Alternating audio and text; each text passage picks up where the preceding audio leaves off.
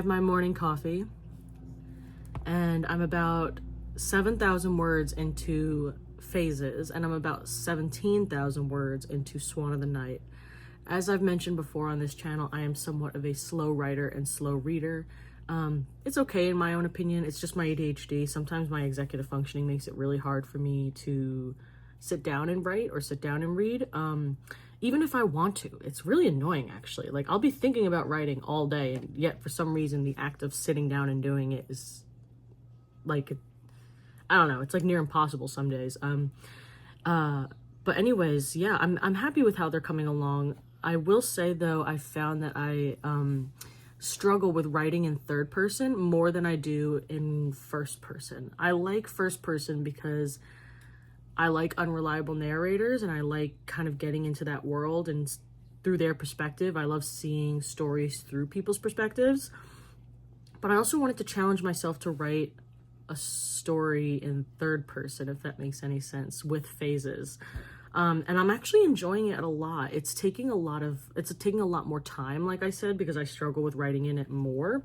But at the same time, like, it's just such a interesting, it's just, I don't know, in my own brain, it's such a different way of storytelling versus first person that it's like a nice change of pace. So I kind of highly recommend it to anyone, like, if they want a new perspective on their writing or just storytelling as a whole.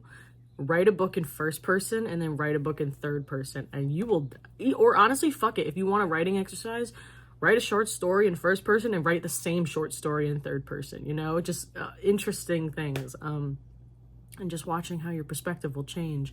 But yeah, so that's kind of where I'm at with both of them. You'll see the blurb, air quotes, it's not, I don't know if it's the blurb yet, but for Swan of the Night and the covers for them in a moment. But yeah, anyways, I've been working on a lot of music. I've been writing a lot of songs lately. I've been working on a lot of photography stuff. I'm trying to book a few photo shoots coming up. I would like to update my modeling portfolio. That'd be really cool.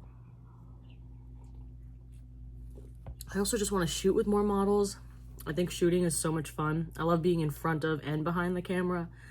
Another thing is, so I'm also a speaker, and I speak about mental health, and I speak about, you know, adoption-based trauma, and I speak about workplace mental health. And I recently got to speak for a really great nonprofit in Buffalo, New York, and that was super fun. So I'm going to add a clip in a moment for that. And I wonder if I even understand my own mental health. You say it's good, but I'm just numb. Most days I feel like I will succumb to the way the rest of the world sees right through me. In your shadow,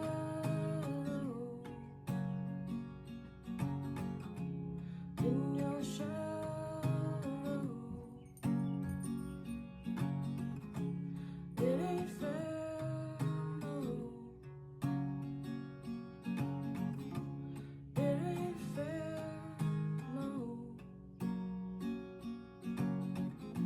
So much potential, they said I had it all. But grief goes both ways, they don't want to know what happens to you after you fall. You say it's good, but I'm just numb. Most days I feel like I'll succumb to the way the rest of the world sees right through me. And unfortunately, I didn't really get any footage for this, but it was recently my birthday on April 3rd, and it was also my husband's birthday on April 12th. So it was really nice to be able to like kind of do like a joint celebration with a bunch of our friends at our local bar. It was kind of like a birthday mixed with like, you know, our marriage celebration as well. So we catered a bunch of food, and we like just, and on it, and like, you know, I had a photographer, one of my friends, come and just take pictures for us, so we didn't have to really worry about it on the day of. But other than that, it was super fun. Like, it was super fun being able to hang out with friends.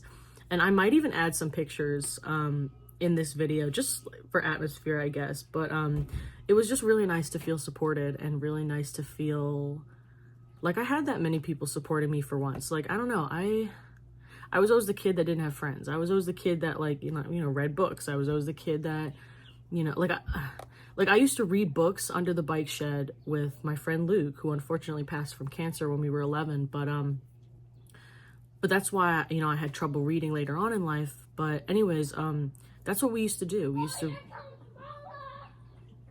see what I mean about the kids? It's like, I get it, kids are kids, but it's like, bro, it is so early in the morning right now. It's like, shut the fuck up. So for Swan of the Night and Phases, both of them, I think I'm going to hire a copy and developmental editor, or editors. I'm gonna just save up for that. It's totally fine. I'm gonna do them one at a time though, obviously, so I don't break the bank.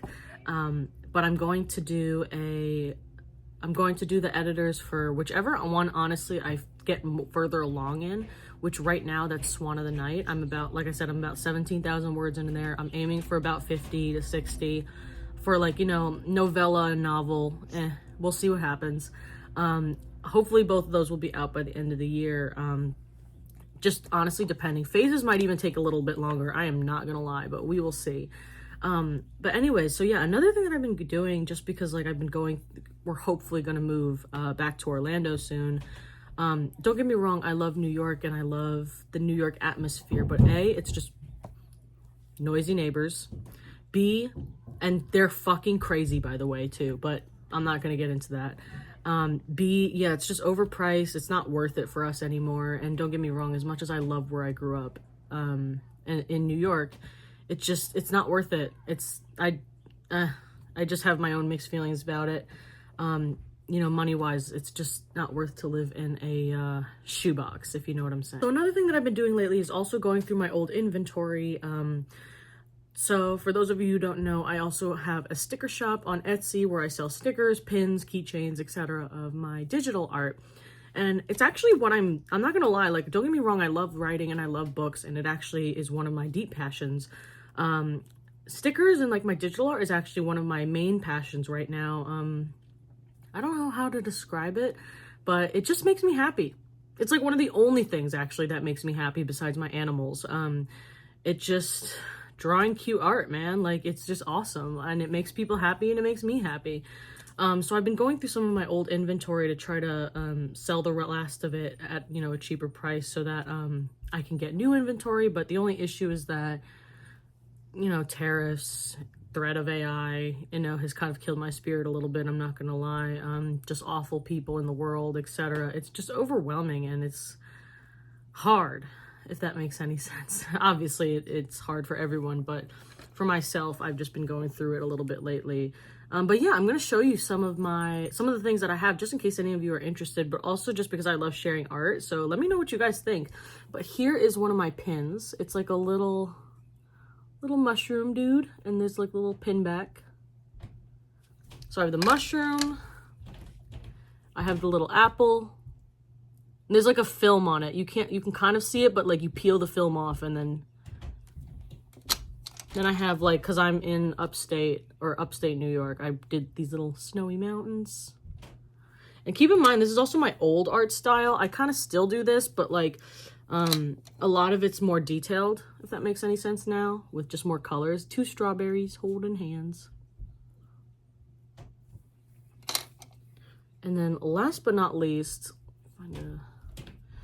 I drew my cat Loki as a strawberry because he had like a little strawberry hat.